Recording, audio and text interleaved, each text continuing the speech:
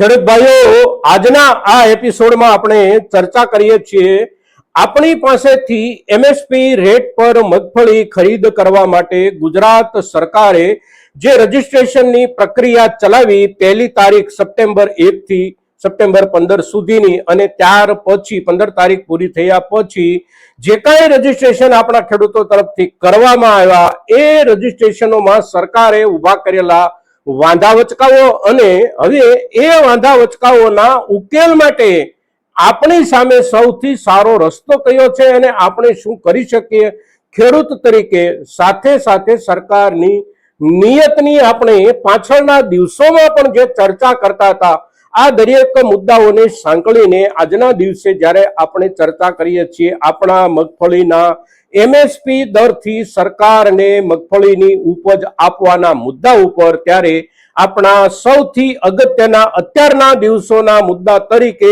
આપણી મગફળીના રજીસ્ટ્રેશનમાં ઊભી થયેલી વિસંગતતાઓ અને સરકાર તરફથી આપણને ખોટા ખેડૂત તરીકે મારવામાં આવેલા સિક્કાની આ ચર્ચામાં આપ સૌ દર્શક મિત્રો અવશ્ય બન્યા રહેજો.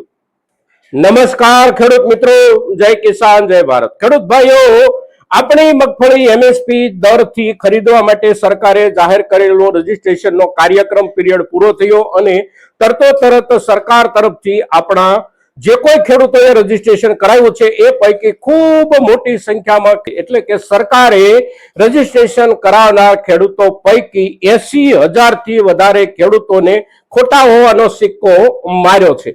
હવે સરકારે આપણને ખોટા હોવાનો જ્યારે સિક્કો માર્યો છે ત્યારે ખરેખર આપણે રજીસ્ટ્રેશન કરાવનાર ખેડૂતો પૈકી જે ખેડૂતો સરકારના આ સિક્કાની ઝપેટમાં આવી ગયા છે એમને માટે સામે વિકલ્પ શું બચે છે? તો જે તે મેસેજમાં સરકારે જે સૂચના આપી છે એ સૂચના એવી છે કે તમને આ મેસેજ મળે ત્યાર પછીના 3 દિવસમાં તમારે તમારા ગ્રામ સેવકને મળી અને તમારા જે તે સર્વે નંબરમાં મગફળીનું વાવેતર હોવાની ખાતરી કરાવી અને ગ્રામ સેવકનો રિપોર્ટ તલાટી મંત્રીના સિક્કા સાથે જોડવો. હવે સૌથી અગત્યનો મુદ્દો જે છે એ અહીંયા છે કે આપણા જે ખેતરો છે એ ખેતરો સરકારને જડતા નથી, એટલે કે આપણે મગફળીના વાવેતર તરીકે આપણા જે સર્વે નંબરો રજીસ્ટ્રેશનમાં સરકારને બતાવવાનો પ્રયાસ કર્યો છે એ ખેતરો સરકારને નથી જડતા. સામે સરકાર જે સૂચના આપે છે ગ્રામ સેવકો અને તલાટીઓની, તો આપણી ખેડૂતોની તકલીફ એ છે કે આપણને સરકારના ગ્રામ સેવકો અને સરકારના તલાટીઓ નથી જડતા. તો હવે આપણે શું કરવાનું રહે? કારણ કે 3 દિવસની મુદત આપવામાં આવી છે, ત્યારે 3 દિવસમાં દરેક ગામડાના ખેડૂતોની સામે જ્યારે આ સમસ્યા હોય ત્યારે દરેક ગામડાના ગ્રામ સેવકો ખેડૂતને મળી જ જશે 3 દિવસમાં, અથવા તો તલાટી મંત્રીઓ પણ સાથોસાથ મળી જશે 3 દિવસમાં. આ સંભાવનાઓ બહુ ઓછી છે, કારણ કે સરકારના તંત્રના સાવ નીચેના માણસો પણ કેવી રીતે કામ કરે છે એ આપણે સૌ જાણીએ છીએ, સૌ સમજીએ છીએ. અને તેથી 3 દિવસની મુદતમાં આ પ્રમાણે ફરી વખત મોડિફિકેશન સાથે એપ્લાય થવાનું ખેડૂત માટે અઘરું કામ છે. હવે આ સમયમાં આપણી પાસે ખેડૂત તરીકે અત્યારના દિવસોમાં તાત્કાલિક ધોરણે બચતો વિકલ્પ કયો? આ મુદ્દો સૌથી અગત્યનો બની જાય છે આપણી આ સમસ્યાના ઉકેલ માટે. તો આપણા ગુજરાતની અંદર મગફળીના વાવેતરના જે મુખ્ય વિસ્તારો છે એમાં સૌરાષ્ટ્ર, ઉત્તર ગુજરાત અને કચ્છ આ વિસ્તારો આપણા ગુજરાતના સૌથી મોટા પાયે મગફળી વવાતા વિસ્તારો છે અને એમાં પણ આપણો સૌરાષ્ટ્ર પ્રથમ ક્રમે છે.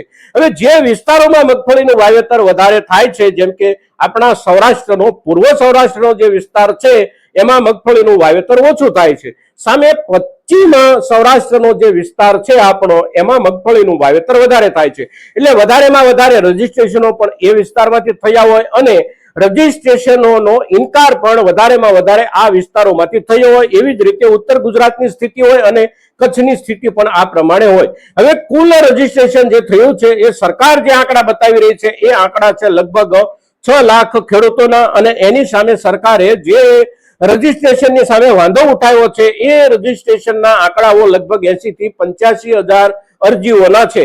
હવે 80 થી 85,000 અરજીઓનો સરકાર જ્યારે ઇનકાર કરે છે ત્યારે આપણે કમસે કમ 80,000 ખેડૂતોએ તો આપણા માટે જ લડવાનું છે. અને 80,000 ખેડૂતોએ જ્યારે આપણે આપણી જ સમસ્યા માટે ને આપણા જ મુદ્દા માટે લડવાનું છે ત્યારે આપણે 80,000 ખેડૂતો તરીકે સંગઠિત થઈ શકીએ છીએ કે કેમ, આ મુદ્દા ઉપર આપણે દરેક ખેડૂતે વિચારવાનું છે.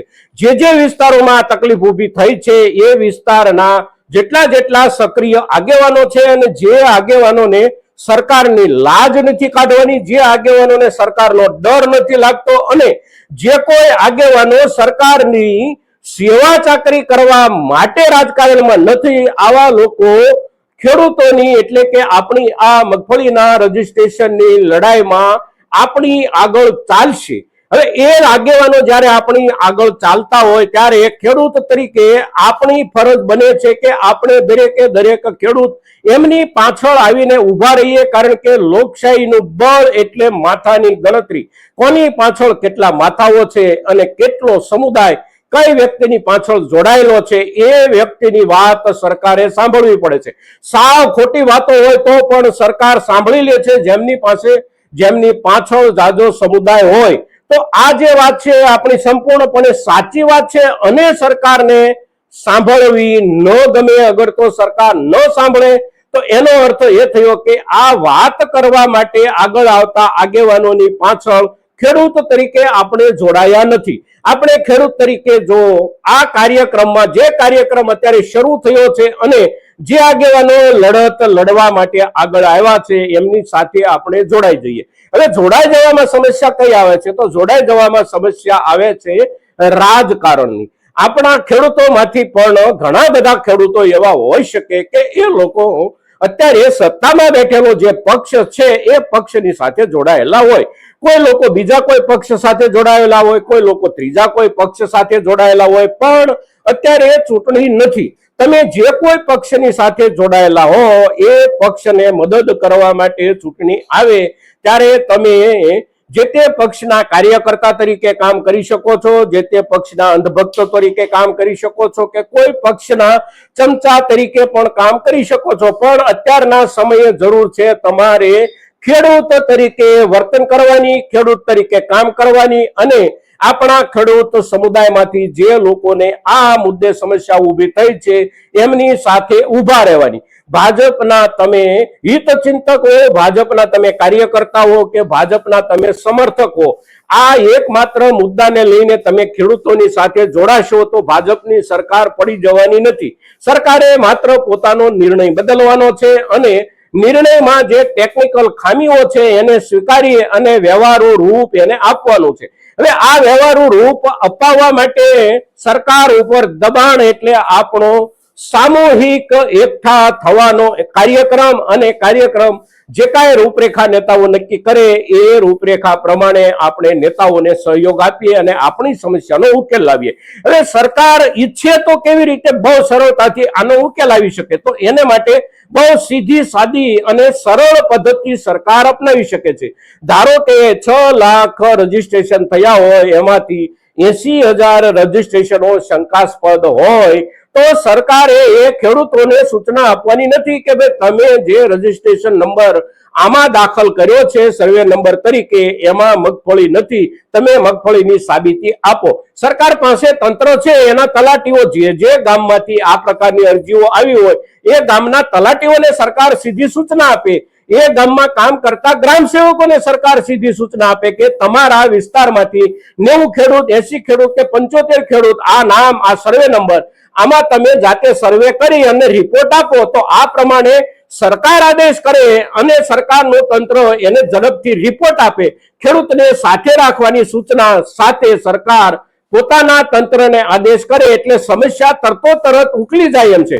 પણ સમસ્યા ઉકેલવા માટેનો આ કાર્યક્રમ હોય એવું નથી લાગતું.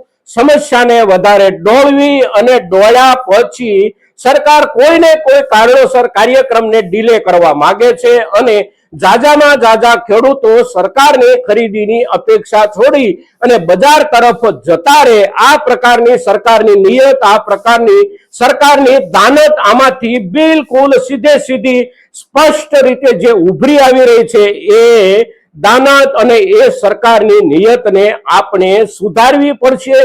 આ કાર્યક્રમને આપણે આપણા ખેડૂત સમુદાય માટે અત્યારના સમયે યુદ્ધના ધોરણે આગળ વધારવો પડશે અને એક સૈનિક તરીકે દરેક ખેડૂતે પોતપોતાની જગ્યાએથી પોતે જે કાંઈ કરે છે, કોઈ જાહેર કાર્યક્રમમાં નથી જઈ શકતા તો તમે સોશિયલ મીડિયા ઉપર ક્યાંક સારી કોમેન્ટ કરો, સારી વાત કરનારા લોકોને સહકાર આપો અને તમારી હાજરી નોંધાવો ખેડૂતોની તરફેણમાં.